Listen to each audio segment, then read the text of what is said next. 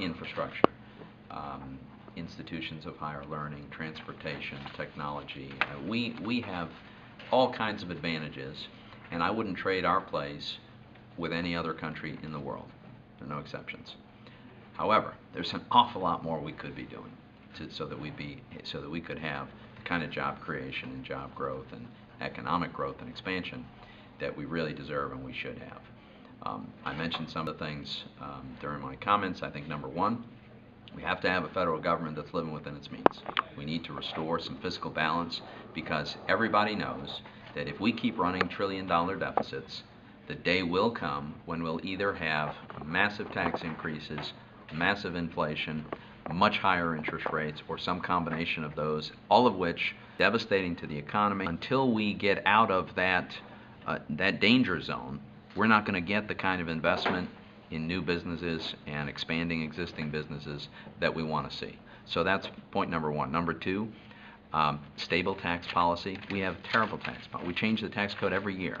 We have these provisions that expire and nobody knows whether they're going to be extended, and if so, under what circumstances.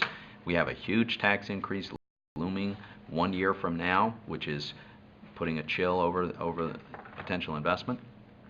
So part of the benefit of getting your fiscal house in order is you can have stable tax policy, preferably at lower marginal rates and a simplified code.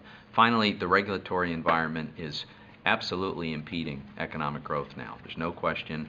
The EPA is probably the most egregious offender, imposing very, very ambitious, in some cases virtually unattainable standards, and forcing them on industries that are just not going to be able to meet these costs.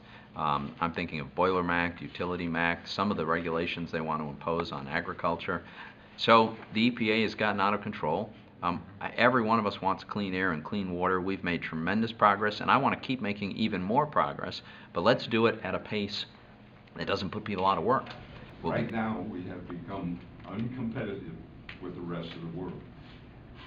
I bought a pair of blue jeans last week that were made in Reading, Pennsylvania, because everything I'm buying, I insist that it be made in the United States.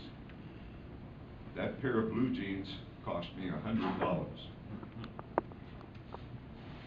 We're not competitive with the rest of the world.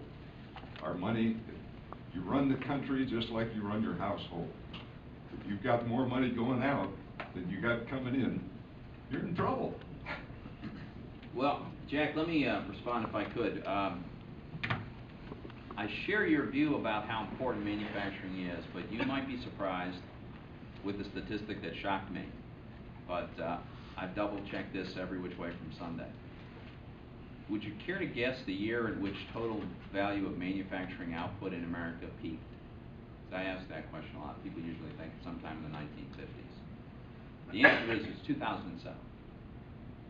What's happened with our economy is huge gains in productivity and automation have meant that we produce ever more products, but with fewer people.